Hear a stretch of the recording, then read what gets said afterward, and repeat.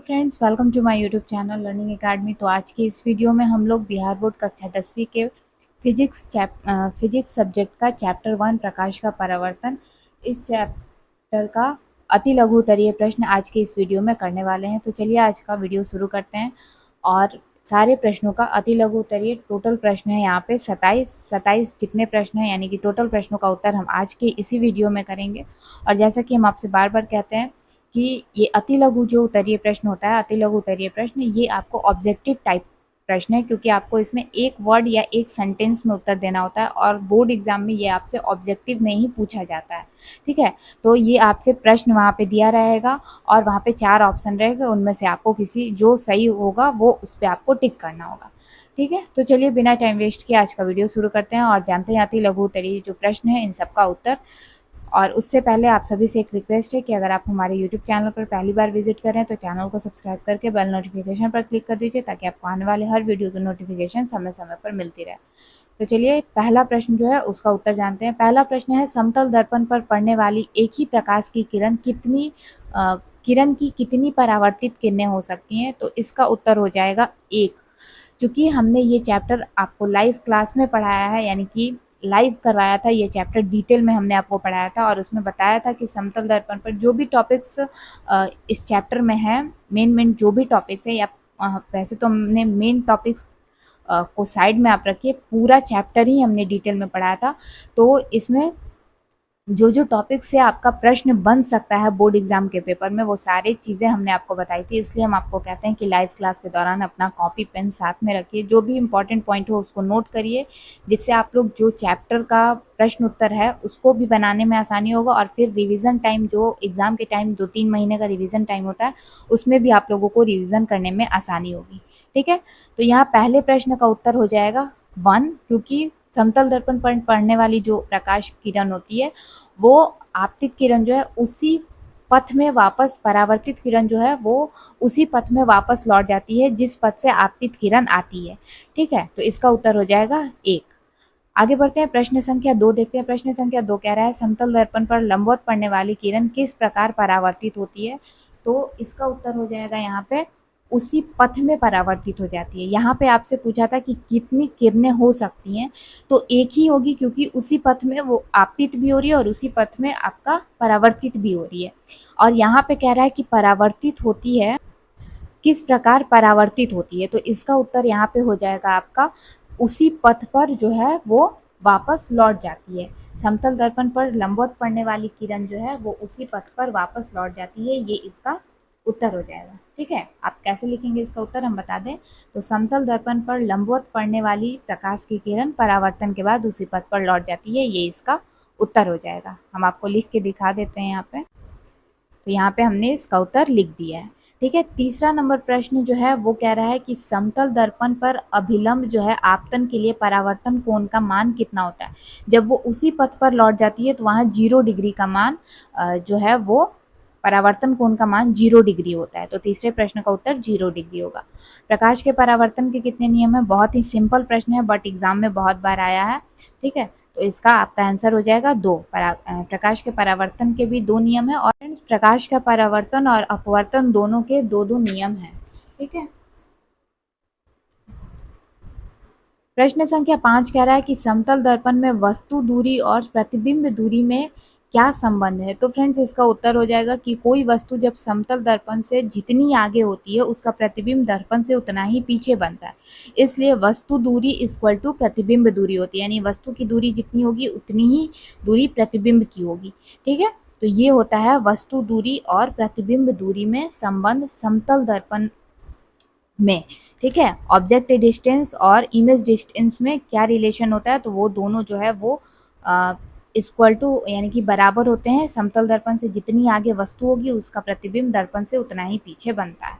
प्रश्न संख्या 6 कह रहा है, गोलीय दर्पण कितने प्रकार के होते हैं? सिंपल है, 2 प्रकार के होते हैं। आप उसका नाम भी लिख दीजिएगा, अवतल और उत्तल। यहाँ पे मैंने लिख दिया, यहाँ पे मैं लिखना भूल गई थी। चलिए प्रश्न संख्या 7 है, गोलीय दर्पण का मुख्य अक्ष क्या है? तो गोलीय दर्पण में ध्रुव से वक्रता केंद्र को मिलाने वाली जो सरल रेखा होती है उसको दर्पण का मुख्य अक्ष कहते हैं।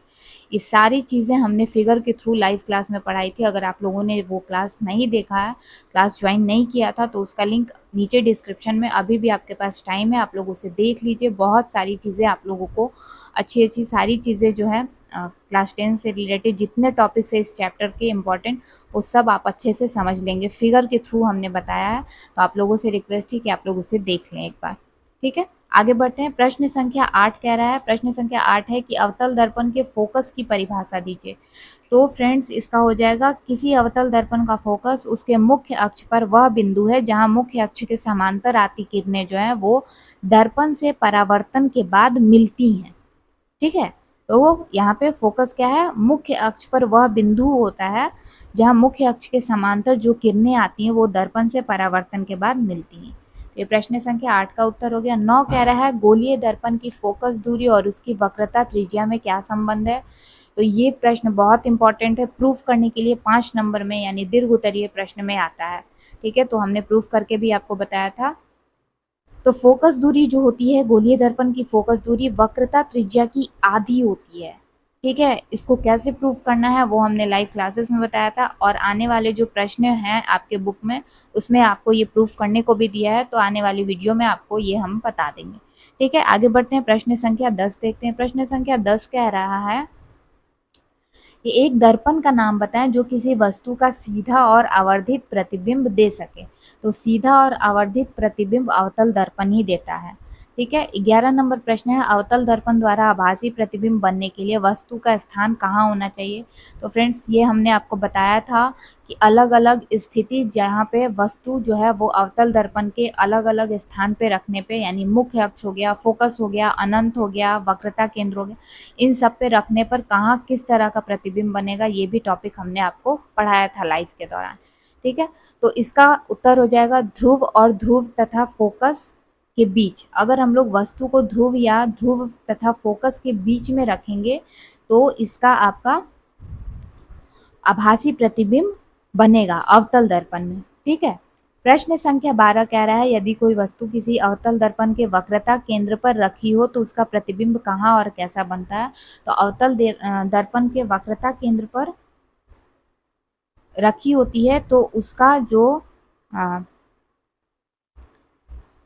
प्रतिबिंब बनता है, यहाँ पे मैंने वक्रता केंद्र ही लिख दिया है, ये नहीं होगा इसका उत्तर। आइए इसका उत्तर हम बुक में ही देख लेते हैं।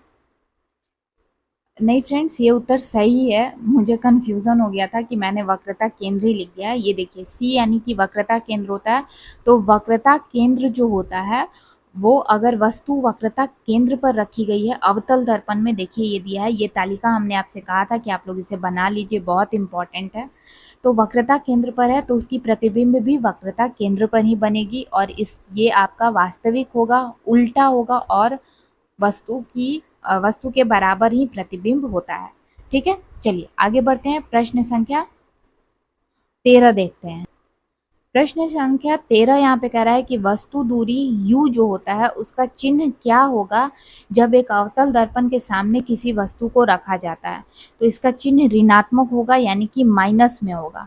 ठीक है, जब वस्तु दूरी u का चिन्ह एक अवतल दर्पण के सामने किसी वस्तु को रखा जाता है तो वस्तु दूरी का जो चिन्ह है वो क्या होता है, ऋणात्मक होता है।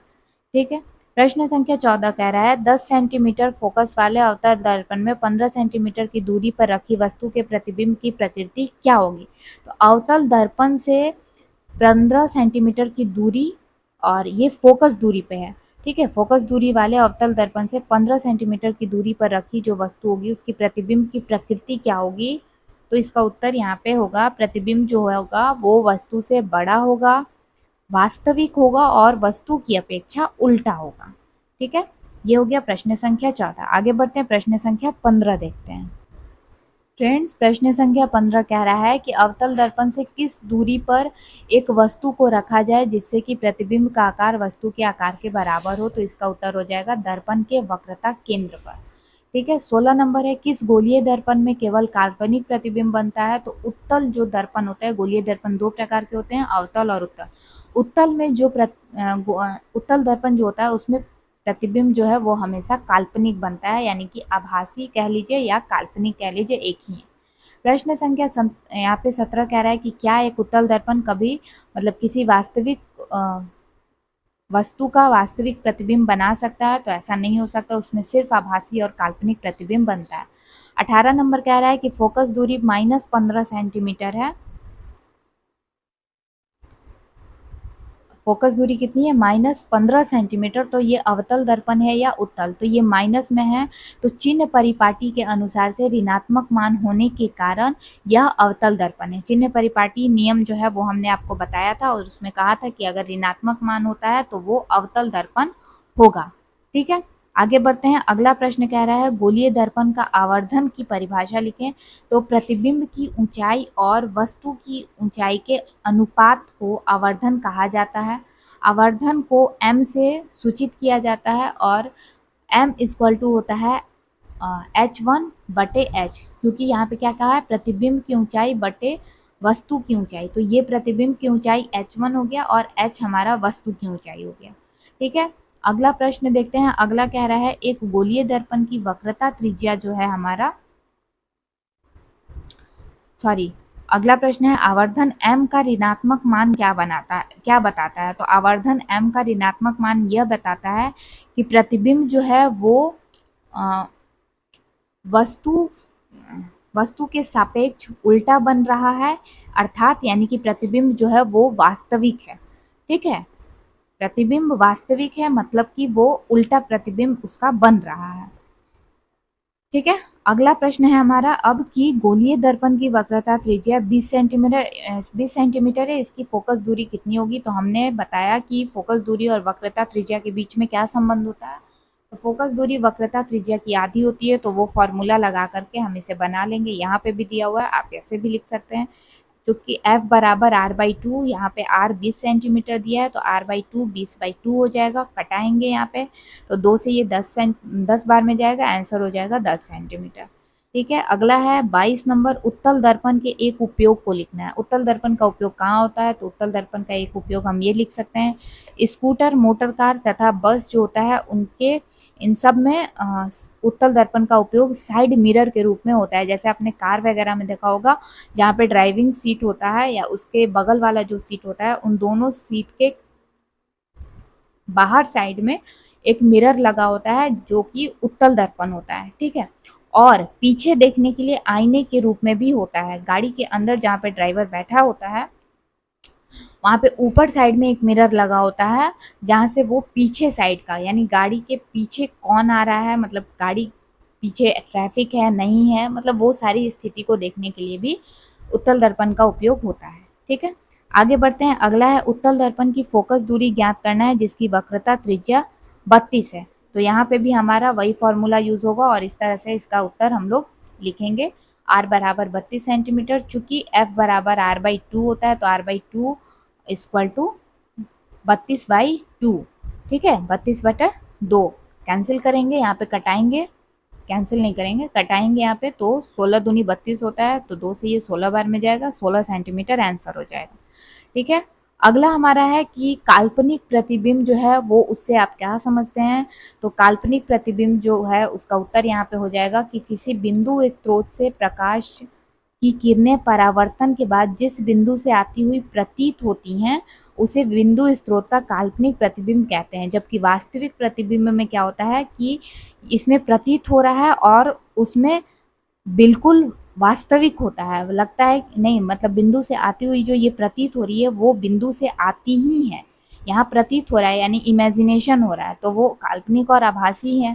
ठीक है, तो ये प्रश्न संख्या 24 का उत्तर हो गया। प्रश्न संख्या 25 कह रहा है समतल दर्पण में आवर्धन m इक्वल टू +1 का क्या अर्थ है?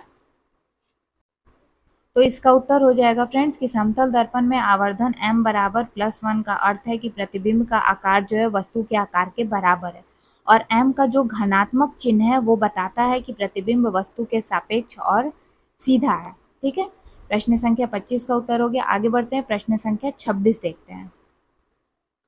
प्रश्न संख्या 26 कह रहा है गोलीय दर्पण जिसका वक्रता केंद्र C है उस पर अगर एक किरण A से B आपतित हो रही है तो यह किरण किस दिशा में परावर्तित होगी? यानी गोलीय दर्पण का जो वक्रता केंद्र है C उस पर एक किरण ACB आपतित हो रही है। तो इसको हमें फिगर के थ्रू समझना होगा। आइए इसको हम आपको फिगर में ही दिखा देते हैं।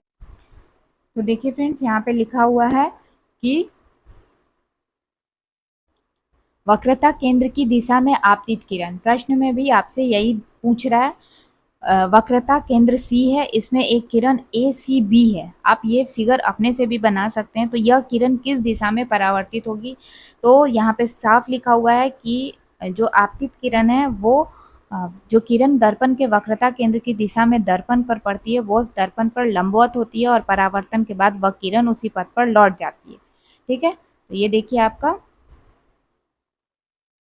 यहाँ पे ये दोनों दर्पण है, उत्तल और अवतल दोनों। और यहाँ पे आपको कह रहा है कि वक्रता केंद्र की दिशा में आपतित किरण का परावर्तन कैसे हो रहा है। तो ये यहीं पे हो रहा है। ये देखिए, ये है वक्रता केंद्र और ये आपतित किरण, ये आपका परावर्तित किरण। ठीक है, चलिए आगे बढ़ते हैं। प्रश्न संख्या 27 जो है उसको देखते हैं।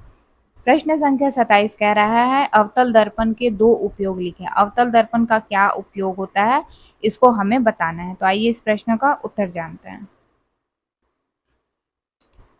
तो 27 नंबर जो प्रश्न है इसका उत्तर हो जाएगा अवतल दर्पण का दो उपयोग हजामती दर्पण के रूप में, यानी कि जो सेविंग करते हैं लोग, तो सेविंग के दौरान जो मिरर यूज होता है वो अवतल दर्पण होता है।